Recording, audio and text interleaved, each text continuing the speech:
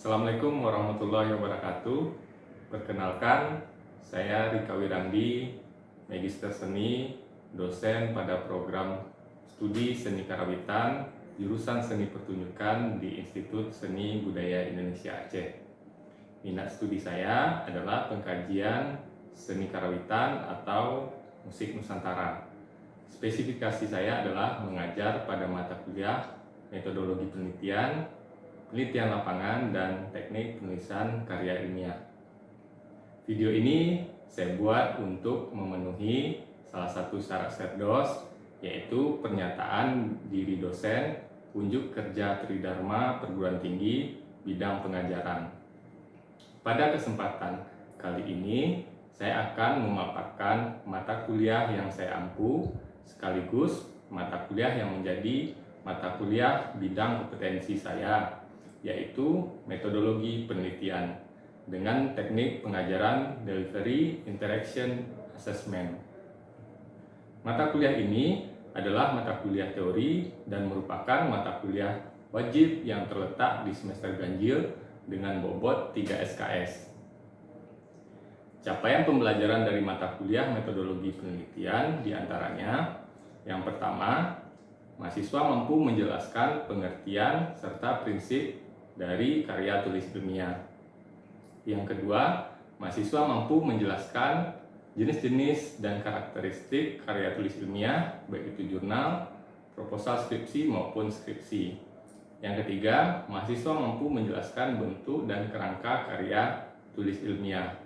Yang keempat, mahasiswa mampu menguasai teknik penulisan karya tulis ilmiah. Nah, yang kelima, mahasiswa mampu menyajikan karya tulis ilmiah berupa pendahuluan, perumusan masalah, tinjauan kepustakaan, kerangka konseptual dan teoritis, dan metode penelitian. Deskripsi mata kuliah metodologi penelitian. Mata kuliah ini merupakan salah satu mata kuliah inti dalam program pendidikan yang bertujuan untuk memberikan pemahaman mendalam kepada mahasiswa tentang proses, teknik, dan strategi yang diperlukan dalam melakukan penelitian ilmiah. Mata kuliah ini dirancang untuk membekali mahasiswa dengan keterampilan dan pengetahuan yang dibutuhkan untuk merancang, melaksanakan, menganalisis, dan melaporkan hasil penelitian secara efektif dan ilmiah.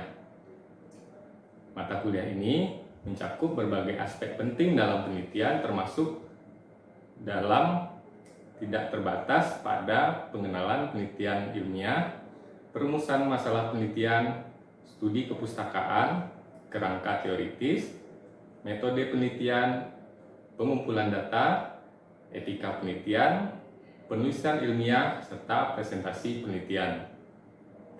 Mata kuliah metodologi penelitian memiliki pendekatan interaktif dengan kombinasi kuliah, diskusi, studi kasus, tugas individu dan kelompok, serta proyek penelitian simulasi.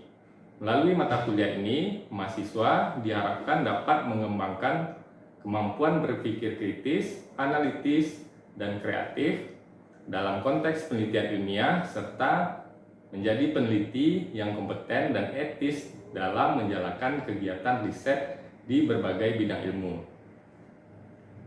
Adapun materi pembelajaran yang saya berikan dilakukan selama 14 kali pertemuan dengan rincian sebagai berikut.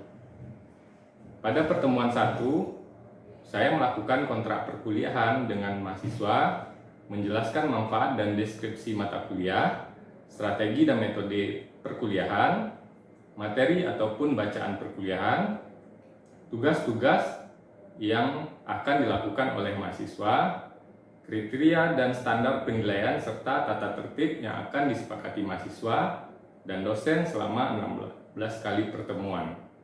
Dan juga materi pengantar mengenai pengertian metodologi penelitian. Pada pertemuan kedua, yaitu jenis-jenis dan karakteristik metode penelitian. Pada pertemuan ketiga, menentukan objek dan topik penelitian. Pada pertemuan 4 dan 5, yaitu teknik melakukan studi kepustakaan. Pada pertemuan 6 dan 7, yaitu teknik perumusan masalah penelitian. pada pertemuan 9 hingga 10 yaitu teknik pengumpulan data berupa observasi. Pertemuan ke-11 hingga 13 yaitu teknik pengumpulan data berupa wawancara dan dokumentasi dan menentukan informan penelitian. Untuk pertemuan 14 hingga 15 yaitu teknik menyusun kerangka penelitian atau outline. Bahan kajian utama yang saya gunakan dalam mata kuliah ini diantaranya yang pertama, buku pokoknya kualitatif, dasar-dasar merancang dan melakukan penelitian kualitatif. Yang kedua, buku penelitian kualitatif. Yang ketiga, buku metodologi penelitian kualitatif. Yang keempat, metode penelitian kuantitatif, kualitatif, dan R&D. Yang kelima, buku memahami penelitian kualitatif.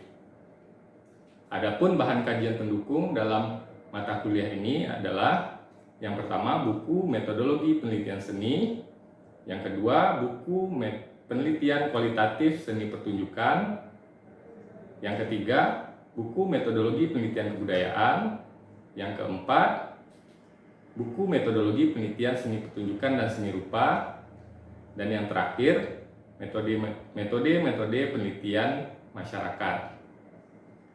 Pada mata kuliah metodologi penelitian ini, saya menggunakan dua metode pengajaran. Yang pertama, discovery learning, yaitu menyediakan data atau petunjuk untuk menelusuri suatu pengetahuan yang harus dipelajari oleh mahasiswa. Memeriksa dan memberi ulasan terhadap hasil belajar mandiri mahasiswa. Yang kedua, case method, yaitu membuat rancangan, bahan diskusi, dan aturan diskusi, sekaligus mengulas pada setiap akhir session diskusi mahasiswa. Biasanya metode ini saya terapkan di pertemuan 6 dan 7 sebelum UTS, serta pertemuan 14 dan 15 sebelum ujian akhir semester. Adapun untuk pengumpulan tugas, saya menggunakan Google Drive. Penggunaan Google Drive ini tidak hanya untuk mengumpulkan tugas mahasiswa, akan tetapi juga untuk menyebarkan informasi terkait RPS, kontrak perkuliahan, serta materi ajar tiap pertemuan yang bisa diakses oleh mahasiswa. Selain Google Drive, saya juga menggunakan WhatsApp Group untuk lebih memudahkan komunikasi atau mendiskusikan hal apapun di luar jam perkuliahan. Di mata kuliah ini, kriteria bentuk dan indikator penilaian yang saya terapkan adalah ketepatan paper dan kelengkapan referensi, ketepatan contoh objek yang dipilih, keterampilan menulis secara terstruktur dan akademis, yang terakhir kualitas presentasi, visual dan oral, serta kerjasama. Untuk sistem penilaian yang saya terapkan adalah pengambilan nilai absen sebanyak 5%, kuis 5%, praktik 25%, UTS 30%, serta ujian akhir semester sebanyak 35%. Selain itu, ada penilaian yang tidak hanya dalam bentuk presentasi angka, namun juga sikap dan perilaku mahasiswa selama mengikuti proses perkuliahan. Berikut saya tampilkan video aktivitas belajar mengajar yang saya lakukan pada mata kuliah metodologi penelitian di semester 3. Selamat menyaksikan. Kita mulai ya. Bismillahirrahmanirrahim. Assalamualaikum warahmatullahi wabarakatuh. Waalaikumsalam warahmatullahi wabarakatuh. Selamat pagi, apa kabar? Apakah kalian sehat semua? Pagi ini semangat ya untuk karena kita kuliah pagi ini, jangan sampai nggak semangat ya. Ada yang sakit? Nggak ada ya, nggak semua. Tugasnya dari buat tugas yang minggu kemarin. Ya. Nah sebelum mulai saya cek absen dulu ya.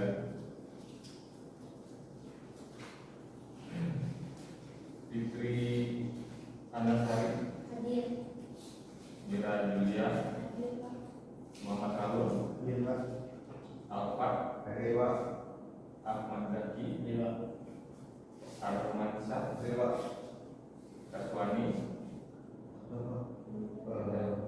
Reza Nanda Setiawan, dan Juneri, Lofi, Azamar, satu orang yang hadir ya. Baiklah, sebelum kita mulai perkuliahan pada pertemuan keempat hari ini, alangkah baiknya kita berdoa dulu ya sesuai dengan saya masing-masing berdoa dengan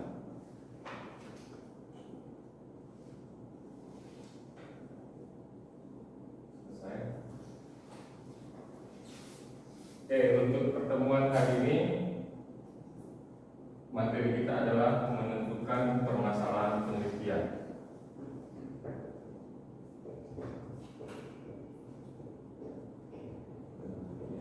Kemarin kita udah bahas apa aja?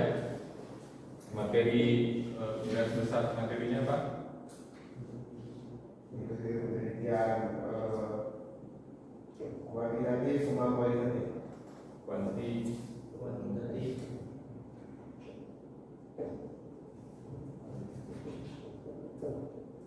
Minggu kemarin. Penentuan objek sama tema. Oh ya, penentuan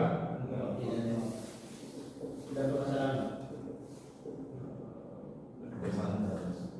permasalahan kemarin disinggung sedikit ya. Nah, hari ini kita bahas persoalan permasalahan. Ada yang masih ingat tentang kegiatan teknik? Nah, sebelumnya ada juga karakteristik ya, karakteristik kualitatif.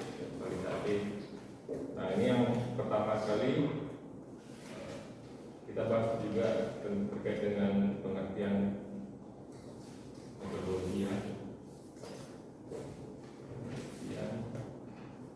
dan jenis-jenisnya. Kemarin masih ingat terkait penentuan objek dan tema atau topik penelitian? Topik juga boleh ya. Masih ingat? Kemarin penentuan objek kan ini Pak kan bagi dua individu maksudnya kemarin langsung menentukan. Oh ya, berarti nah ada dua cara ya.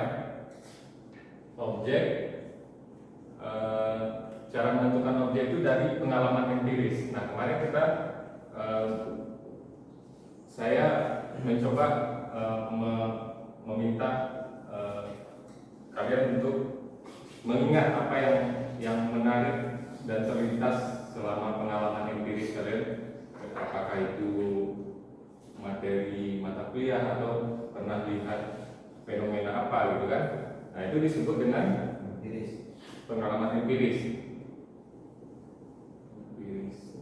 Nah, ini salah satu cara. Cara kedua adalah studi pustaka atau kepustakaan. Ketika nanti kalian bingung menentukan objek dan topik ini, tapi tidak juga punya pengalaman empiris, nah masih bingung objek apa yang mau dipilih untuk penelitian atau topik apa yang mau diangkat penelitiannya, ini caranya boleh studi kepustakaan. Nah, kita masuk dulu studi kepustakaan.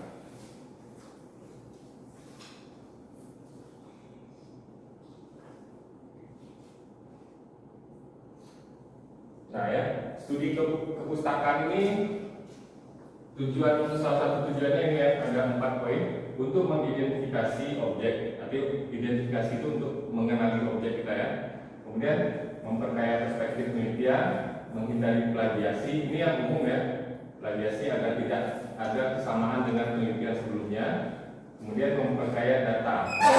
Nah, yang terpenting dalam studi pustaka itu adalah menemukan riset gap atau dan novelty riset. Pernah dengar istilah ini? Belum ya. Nah, riset gap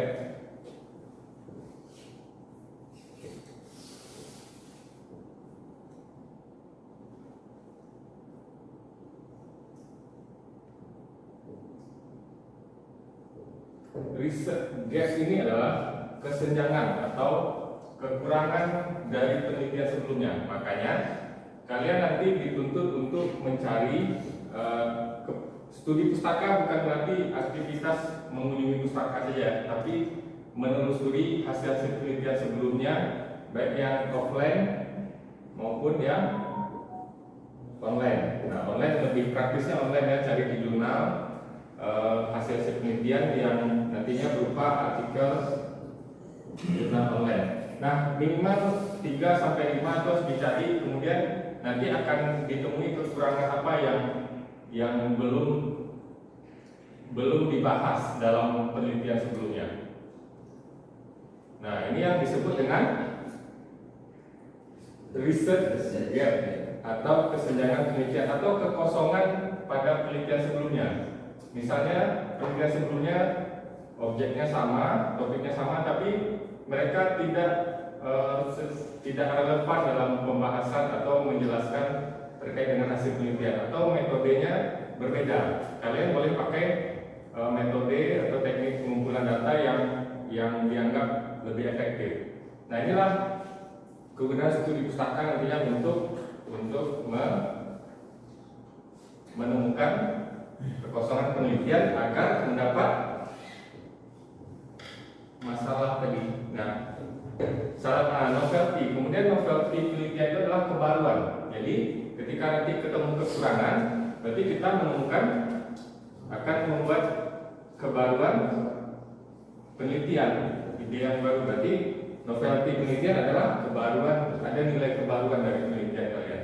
Makanya perlu ditinjau-tinjau lagi dengan studi kepustakaan. Paham sampai di sini? Jadi mencari permasalahan penelitian itu bisa dilakukan dengan studi pustaka, yaitu agar bisa dengan membaca atau mereview hasil penelitian online atau offline, kemudian untuk mendapatkan kekurangan dari penelitian sebelumnya atau kesenjangan dari penelitian sebelumnya agar mendapatkan kebaruan ide, kebaruan penelitian. Nah, makanya nantilah muncul apa sih masalahnya dari ini. Nah, gitu ya.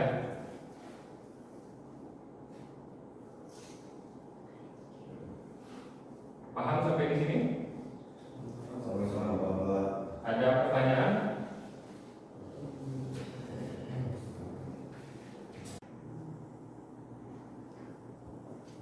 Oke, paham materi yang saya sampaikan tadi, paham?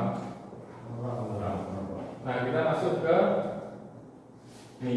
masalah yang sebenarnya dari penelitian itu adalah masalah penelitian jenis apapun bertitik tolak tidak lain bersumber dari masalah. Tidak akan ada penelitian tanpa ada masalah. Jadi kalau tidak ada masalah, nggak perlu diteliti. Apakah objek itu bermasalah? Tentu tidak. Nah, kita akan mencari permasalahannya untuk mencari jawaban dari pertanyaan penelitian itu. Tanpa masalah, penelitian tidak bisa dilaksanakan. Mesti dimulai dari masalah.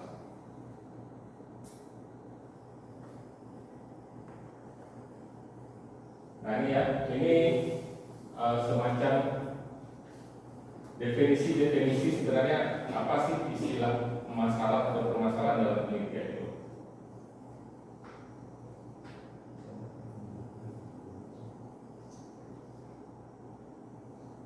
Nah, penelitian kualitatif tidak dimulai dari sesuatu yang kosong, artinya tanpa sesuatu pertanyaan penelitian, tapi terhadap adanya persepsi seorang terhadap masalah. Contoh yang kita bahas kemarin kan tentang atraksi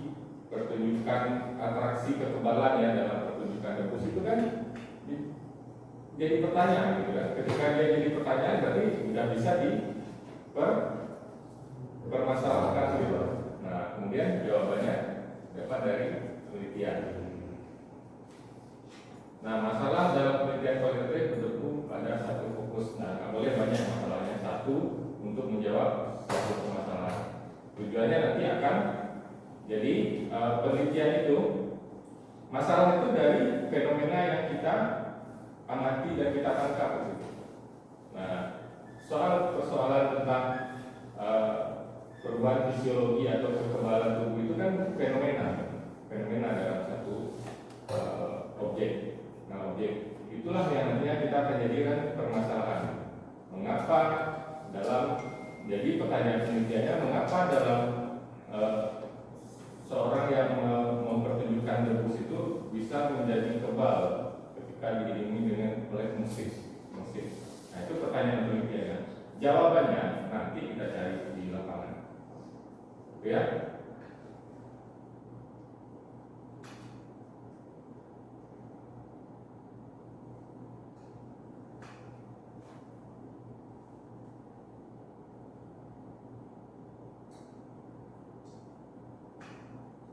Nah, ini dia.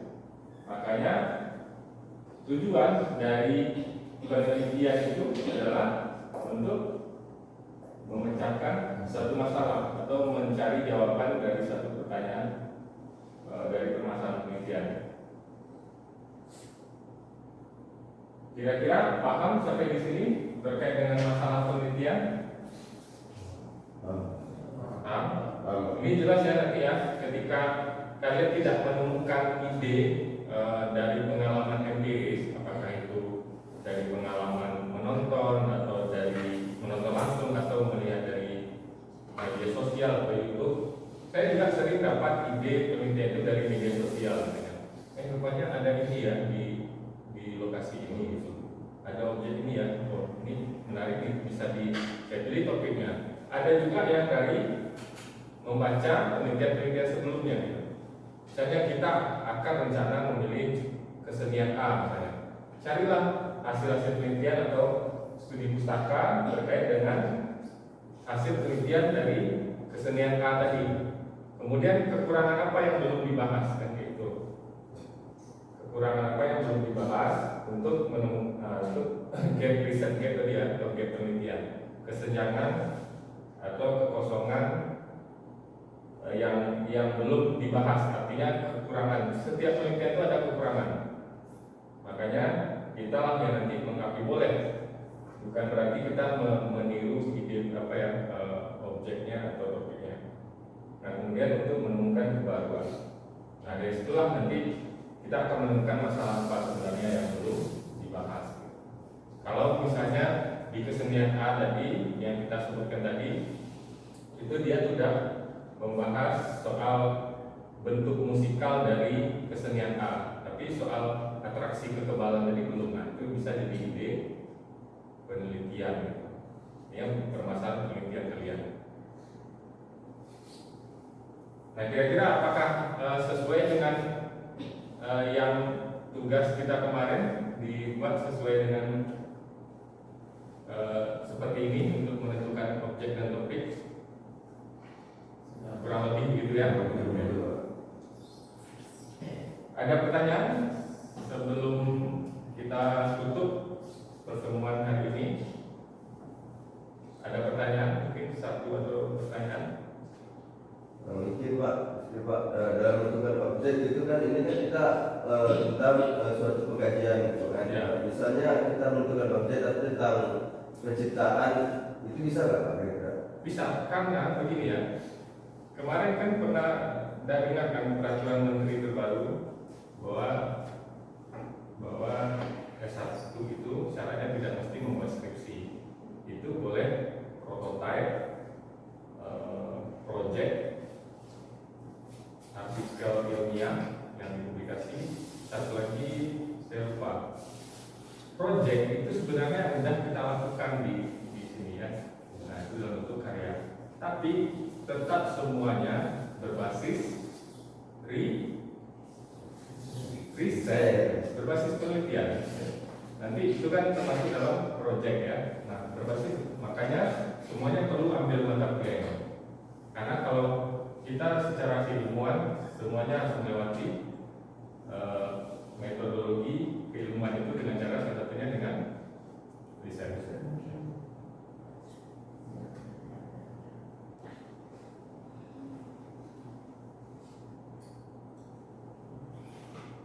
Ada pertanyaan? terkait dengan menentukan permasalahan penelitian melalui studi pustaka.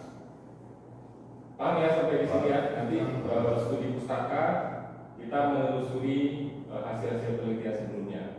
Itu bisa melewati pustaka fisik atau pustaka online dalam bentuk jurnal-jurnal ya. Itu dianggap sebagai penelusuran online.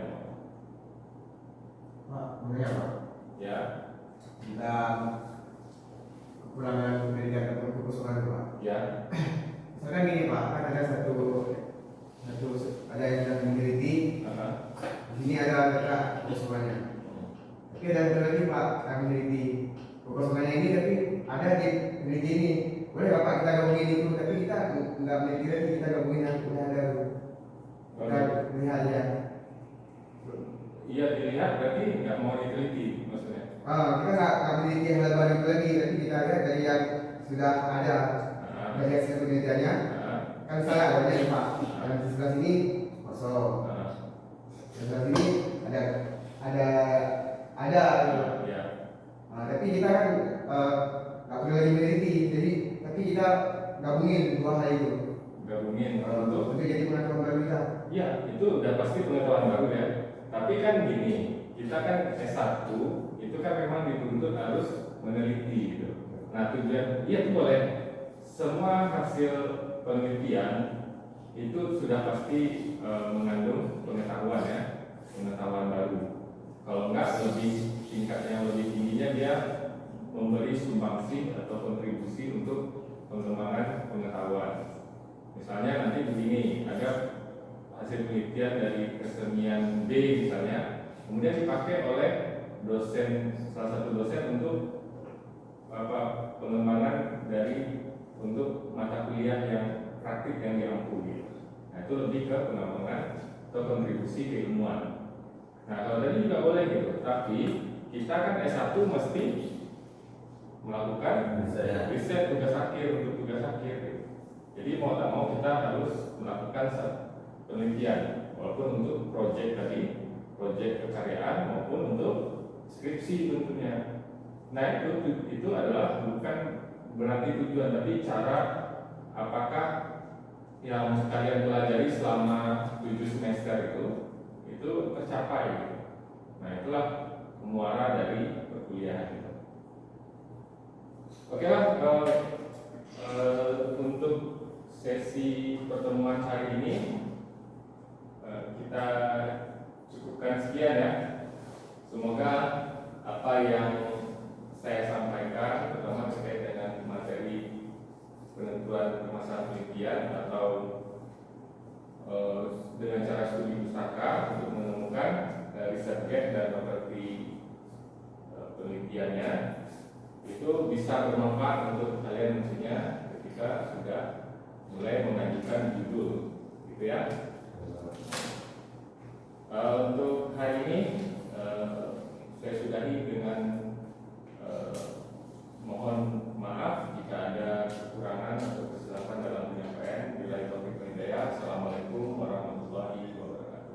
Demikianlah paparan singkat saya mengenai mata kuliah metodologi penelitian beserta video pengajaran di kelas. Saya harapkan video ini bisa memberikan gambaran singkat mengenai proses belajar mengajar yang saya lakukan di program studi Seni Karawitan Institut Seni Budaya Indonesia Aceh.